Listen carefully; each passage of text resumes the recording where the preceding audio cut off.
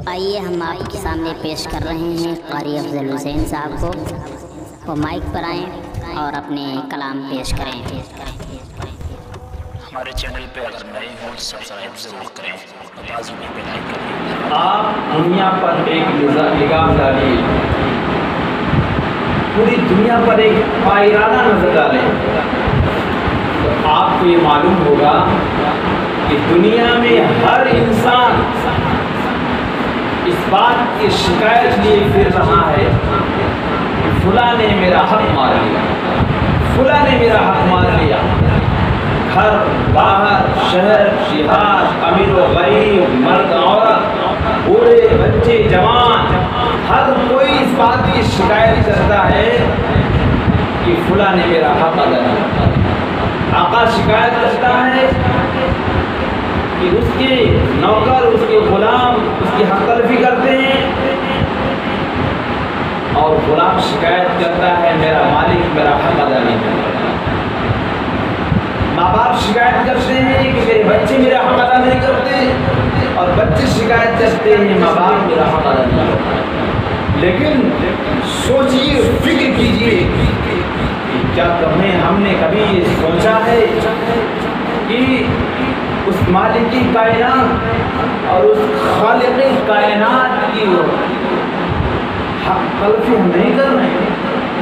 کیا ہم اس دنیا میں رہتے ہوئے اللہ کے حقوق کو پامال نہیں کر رہے ہیں؟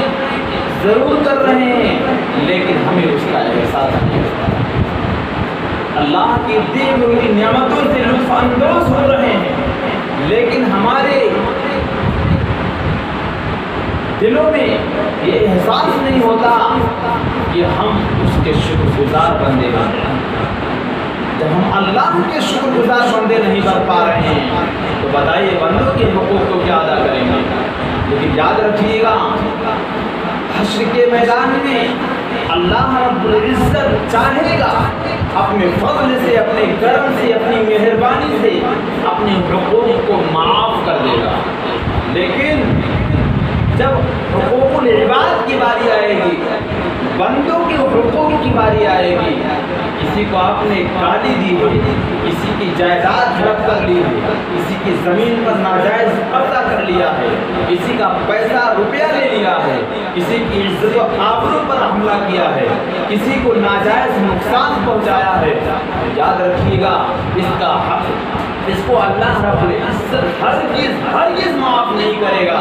اس کے لیے آپ کو اس کے پاس جانا پڑے گا جس کے حقوق میں آپ نے کمی کی، جس کو نقصان پہنچایا ہے، جس کو تکلیف پہنچائی ہے، جس کے دل کو ٹھیس پہنچایا ہے، اس سے معافی مانگنی پڑے گی۔ اللہ رب العزت حقوق العباد میں دخل اندازی نہیں کرے گا، اپنے حقوق کو چاہے گا معاف کر دے گا، لیکن بندوں کے حقوق اگر بندے معاف کریں گے تو معاف کر ہوگا، ورنہ اس کی سزا بھگتنے کے لیے تیار رہے۔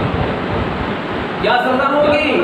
اگر آپ کے پاس نیک اعمال ہیں، اچھے اعمال ہیں، تو اس آدمی کو جس کی حق تلفی آپ نے کی ہے، جس کو نقصان پہنچایا ہے، جس کو تکلیف پہنچائی ہے، آپ کی نیکیوں میں سے اٹھا کر کے ان لوگوں کو دے دی جائیں گی جن کی آپ نے حق تلفی کی ہے۔ اور اگر خدا نخواستہ آپ کے پاس نیکیاں نہیں ہیں یا نیکیاں ختم ہو گئی تو آپ کے اوپر ان لوگوں کے جن کی حق تلفی آپ نے کی ہے، جن کو نقصان پہنچایا ہے، جس نے عیب ڈھونڈا ہے، جس کی غیبتیں کی ہیں، جس کی چغلیاں کی ہے، جس کے مال کو ناجائز طریقے سے ہڑپ کر لیا ہے، ان کے گناہوں کو آپ کے اوپر لاد دیا جائے گا۔ نتیجہ یہ ہوگا، اللہ کی طرف سے حکم ہوگا فرشتوں کو، اس کو پکڑو، زنجیر میں جکڑ کر کے اس کو پھینک دو جہنم میں، اور ہمیشہ کے لیے پھینک دو، وہاں پڑا رہے گا۔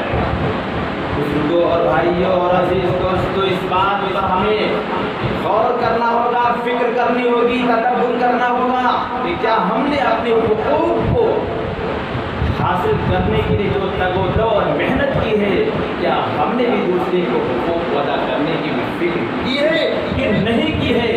اس کی ہمیں فکر کرنی ہوگی۔ اللہ تعالیٰ ہم سب کو عمل کی توفیق عطا فرمائے۔